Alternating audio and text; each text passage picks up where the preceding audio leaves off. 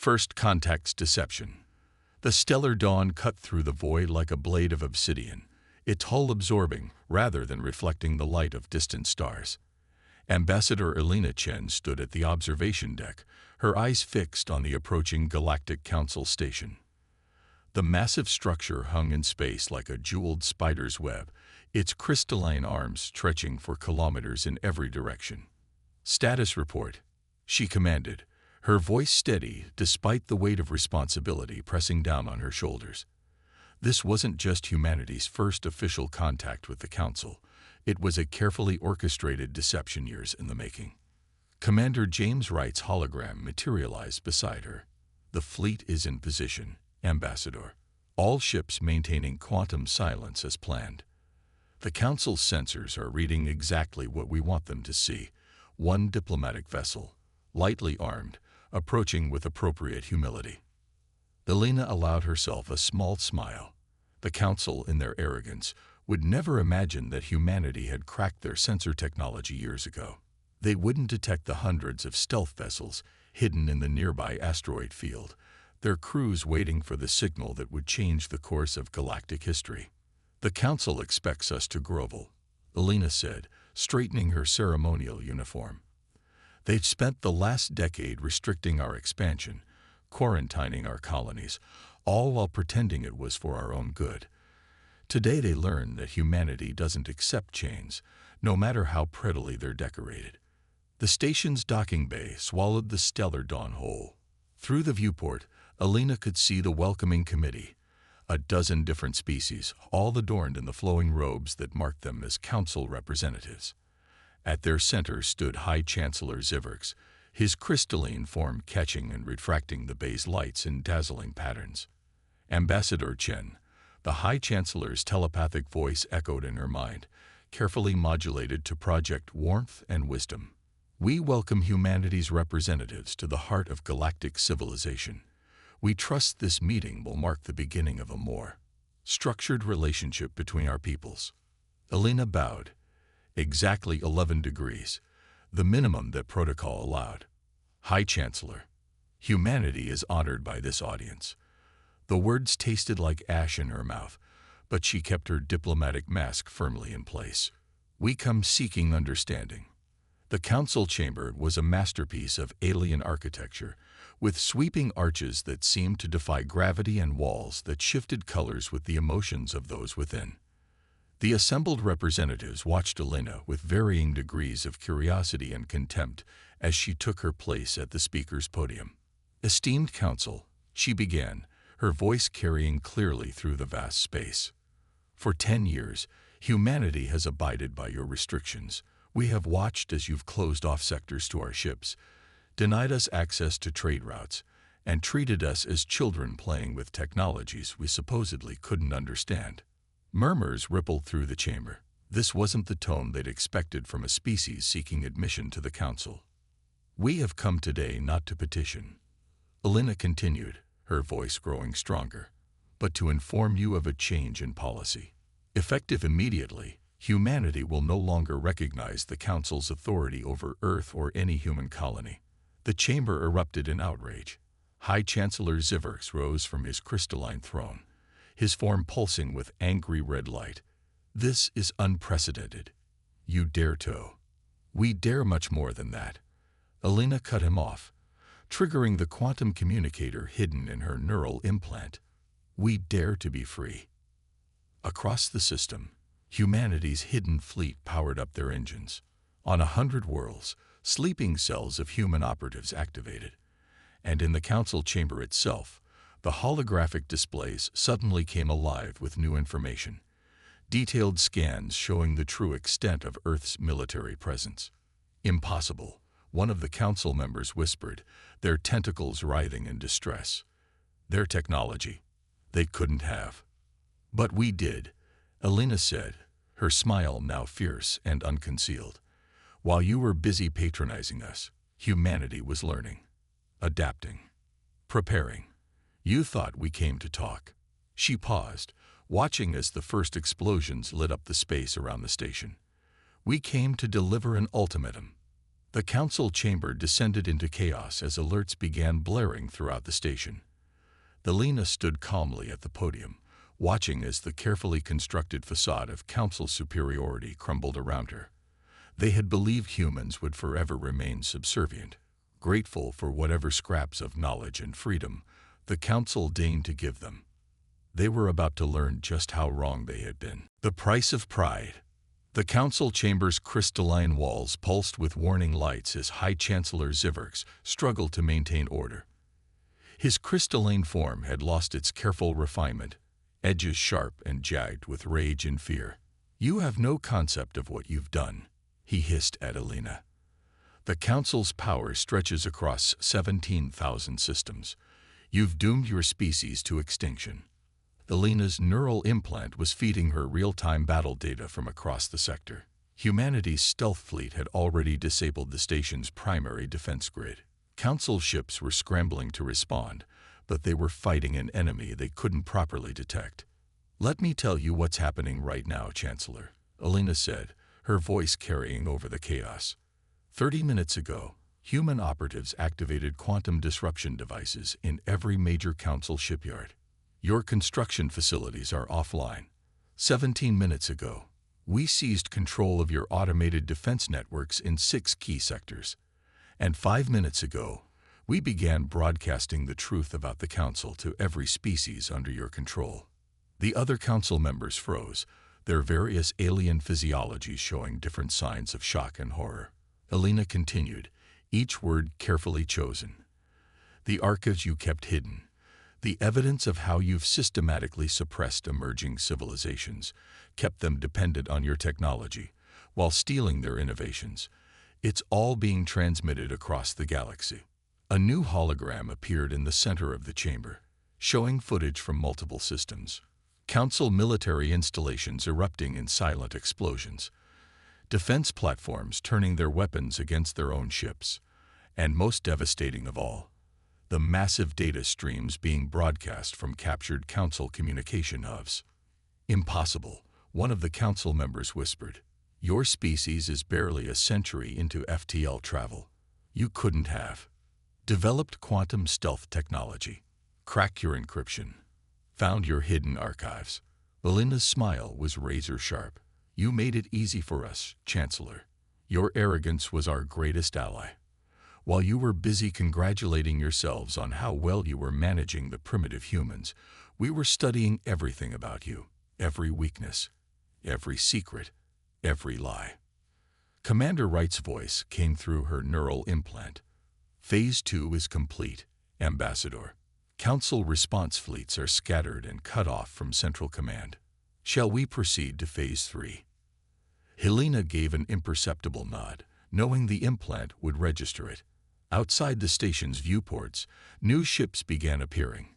Massive vessels dropping their stealth fields, their hulls bearing markings that made several council members gasp in recognition. "The Arcturus Federation." High Chancellor Ziverks's voice cracked with disbelief.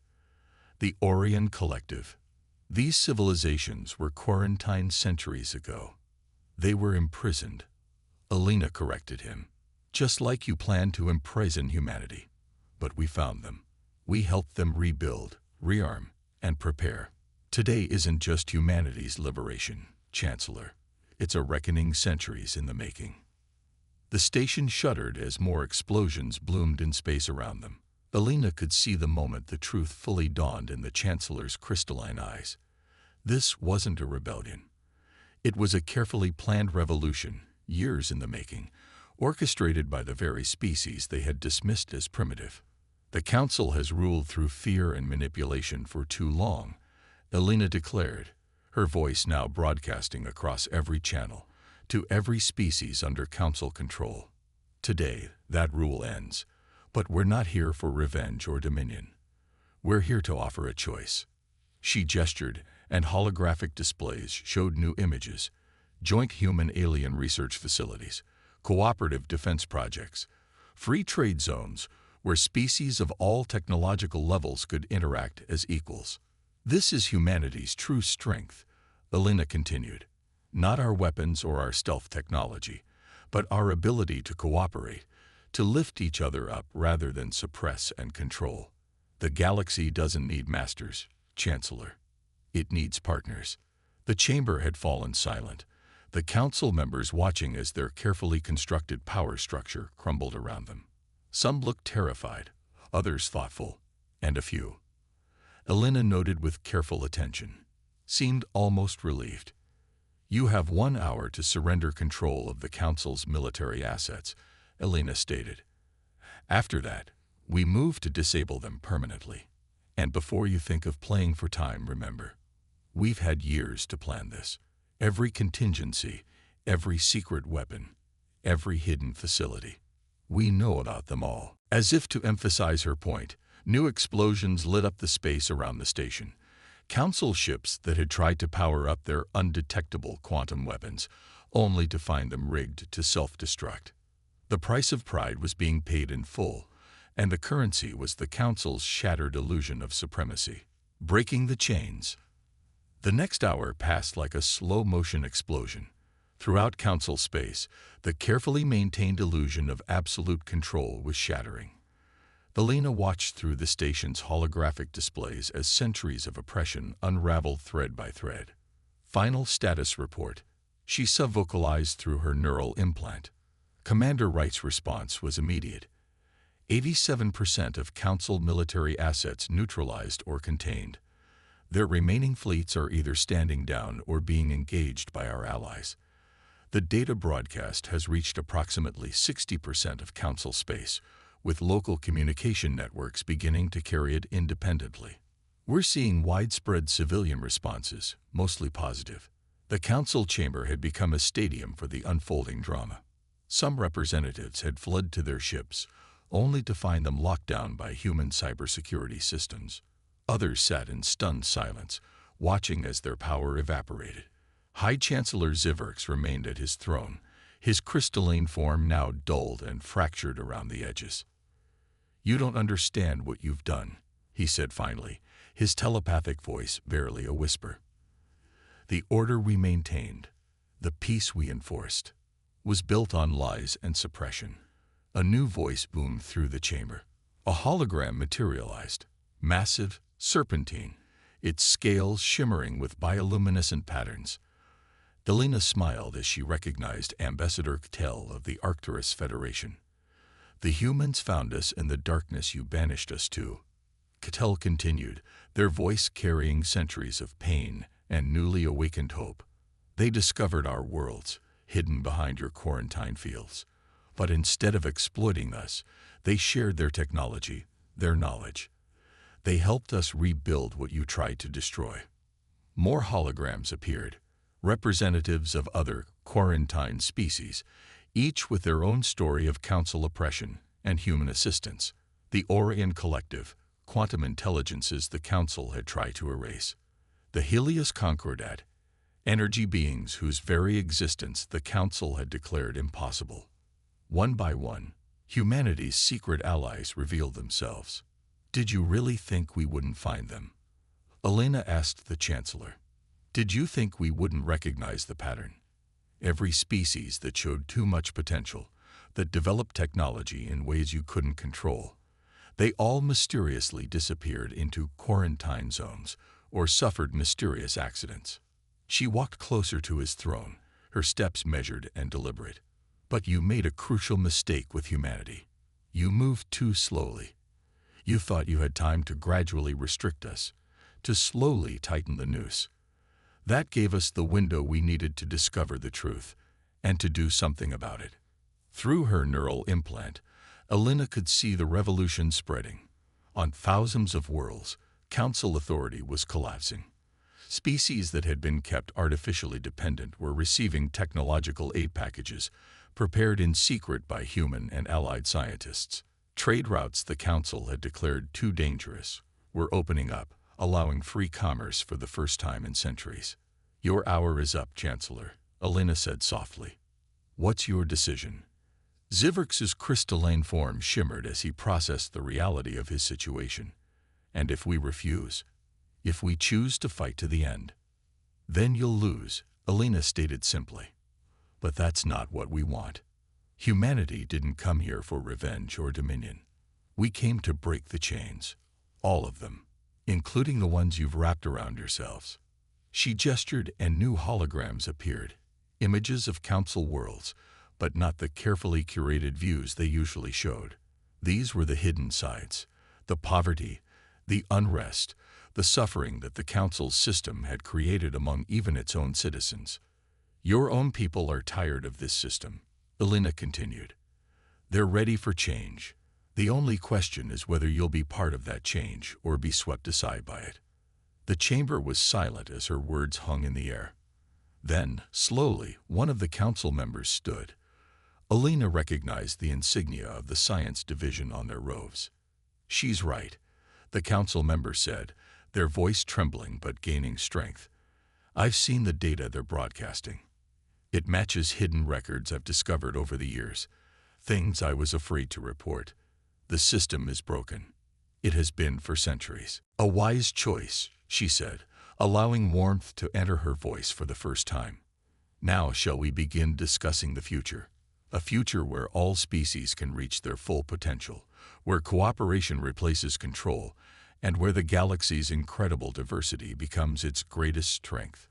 As the chamber erupted in discussion, Elena sent a private message through her neural implant to Earth Command. Phase 3 complete. Beginning transition to Phase 4. Reconstruction. The chains were broken.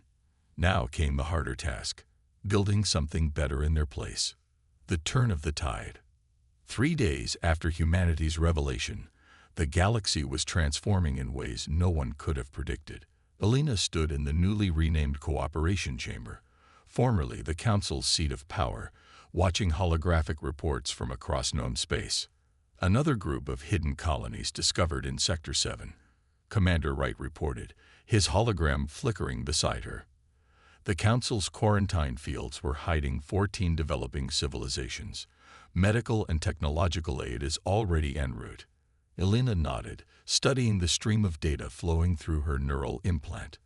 The scope of the Council's suppression had been even greater than they'd suspected. But what truly surprised her was the response from the galaxy's citizens. Update from the planetary networks. A new voice announced. Dr. Yuki Tanaka, Earth's leading xenosociologist, appeared on Elena's other side. We're seeing unprecedented levels of interspecies cooperation. Former council worlds are opening their borders, sharing resources. It's like removing the council's restrictions released centuries of pent-up desire for connection. But not everything was proceeding smoothly. In several sectors, hardline council loyalists had fortified their positions, refusing to accept the new reality. And some of the liberated species, after centuries of oppression, were calling for revenge rather than reconciliation. Ambassador, Commander Wright's voice turned serious. We're detecting unusual energy signatures from the Carina sector.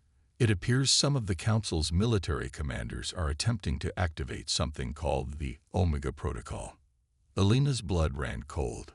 During their years of preparation, they'd found hints of contingency weapons, but the Omega Protocol had remained a mystery. She turned to the remaining council members who had chosen to cooperate with the transition. What is it? She demanded. What are we dealing with? Former High Chancellor Ziverks, now serving as a transition advisor, stepped forward. His crystalline form had regained some of its luster, though in a different pattern. One that seemed more natural, less artificially perfect. The Omega Protocol, he said, his telepathic voice heavy with regret, was our ultimate insurance policy. A network of quantum devices embedded in the fabric of space-time itself. If activated, it could destabilize faster than light travel across entire sectors, effectively cutting them off from the rest of the galaxy. Elena's mind raced. The implications were staggering. Entire civilizations could be isolated, left to die slowly as their trade and supply lines were cut. How do we stop it? You can't, Ziverks began, but was interrupted by a burst of laughter from Dr. Tanaka. Can't? The xenosociologist asked, her eyes gleaming. Chancellor, you still don't understand humans, do you? Can't is what gets us out of bed in the morning. Elena smiled, remembering why she'd insisted on having Yuki on her team. "Doctor, what are you thinking?" The Council built their technology on quantum manipulation, yes, but they always focused on control, on forcing quantum states to conform to their will. Yuki's hands danced through the holographic displays, pulling up data from human research institutes. We took a different approach. We learned to work with quantum uncertainty, to surf the probability waves instead of trying to dam them. Understanding dawned in Elena's mind. The quantum surfers, she breathed. The experimental ships we developed for deep space exploration. Commander Wright caught on immediately. They're not bound by normal FTL physics. If the Omega Protocol disrupts standard faster than light travel, our surfers can still get through, Elena finished, and they can carry the countermeasures we need. The next few hours were a blur of activity. Across human space, quantum surfer ships were activated and deployed. Elena watched in pride as humanity's finest pilots volunteered for what could be a one-way mission, diving into the quantum storms that were beginning to form as the Omega Protocol activated. The Council loyalists had expected their weapon to trap and isolate their targets. Instead, they found themselves facing an enemy that could traverse their barriers, striking at the protocol's control nodes with devastating precision. "Status update," Elena called out, watching the tactical displays. "Quantum surfers have neutralized 60% of the Omega nodes," Commander Wright reported. "The protocol's network is destabilizing, and something else is happening." The holographic displays showed an unexpected phenomenon. As the quantum surfers disrupted the protocol's rigid control of space-time, new patterns were emerging. Natural FTL corridors, more efficient than anything the Council had built, were forming spontaneously. They didn't just control space travel. Yuki breathed, her eyes wide with wonder. They were suppressing space itself, forcing it into artificial patterns. By breaking their control, "We're letting the galaxy evolve naturally," Elena finished. She turned to Zivers, whose crystalline form was vibrating with what she recognized as awe. "Your desire for control didn't just stifle civilizations, Chancellor. It stifled the very nature of space itself." As the last Omega nodes fell, Elena felt a shift in the galaxy's quantum signature. Subtle, but profound. The rigid lanes of Council-approved travel were dissolving, replaced by a living network of natural corridors and connections. The tide hadn't just turned. It had transformed into something entirely new. A new dawn. 1 month after the fall of the Council, Elena stood on the observation deck of the Stellar Dawn, watching ships of 1,000 designs traverse the new quantum corridors. Where once there had been rigid, controlled lanes of travel, now the space between stars pulsed with natural pathways, each one a testament to the galaxy's newfound freedom. "Final reports from the Transitional Assembly are in," Commander Wright said, materializing beside her. His hologram looked tired but satisfied. "The last of the Council loyalist holdouts have surrendered. The quantum surfers made their position pretty much untenable." Elena nodded, scanning the data streaming through her neural implant. The collapse of the Omega Protocol had marked more than just a military victory. It had demonstrated a fundamental truth about the difference between human and Council philosophies. "Admiral Chen," a new voice called. Elena turned, still not quite used to her new rank. Dr. Tanaka approached, accompanied by a holographic projection of Cattell from the Arcturus Federation and several other representatives of formerly quarantined species. "The first wave of integration programs is exceeding all expectations," Yuki reported, her eyes bright with excitement. "The natural quantum corridors have made it possible for species to connect and trade in ways the Council never allowed. We're seeing technological and cultural exchanges that would have been impossible under the old system." Kell's serpentine form rippled with bioluminescent patterns of agreement. What the Council never understood, the ambassador's translated voice resonated, was that diversity and freedom aren't threats to be controlled. They're resources to be nurtured. Elena moved to the center of the observation deck, where a new holographic display showed the current state of known space. The rigid boundaries and hierarchies of the Council era were gone, replaced by an organic network of connections and relationships between species. We've received a request from the former High Chancellor, Commander Wright said quietly. Elena raised an eyebrow, prompting him to continue. Ziverx wants to address the Transitional Assembly. Minutes later, Elena stood in the great chamber that had once been the seat of council power. Now it was filled with representatives from hundreds of species, former council members, liberated races, and newly discovered civilizations, all working together to forge a different future. Ziverx's crystalline form had changed dramatically over the past month. Gone was the artificial symmetry of council aesthetics, replaced by a more natural, almost organic pattern of crystal growth. When he spoke, his telepathic voice carried none of its former condescension. "I have spent the past month studying," he began, "learning things the council had forbidden, seeing truths we had hidden even from ourselves. We believed that order could only come through control, that progress must be carefully managed and restricted." He paused, his crystalline surface rippling. "We were wrong." The chamber was silent as Ziverx continued. "In 1 month of freedom, I have seen more genuine advancement, more meaningful cooperation, than in centuries of council rule. The humans," he turned to Elena, "they showed us that true strength lies not in domination, but in adaptation. Not in restriction, but in expansion." Elena stepped forward. "The galaxy doesn't need a council," she said, her voice carrying to every corner of the chamber. "It doesn't need rulers or controllers. What it needs is exactly what we're building here: a forum for cooperation, a platform for mutual support and understanding." She gestured, and the chamber's holographic systems activated, showing the new quantum corridors that connected the galaxy.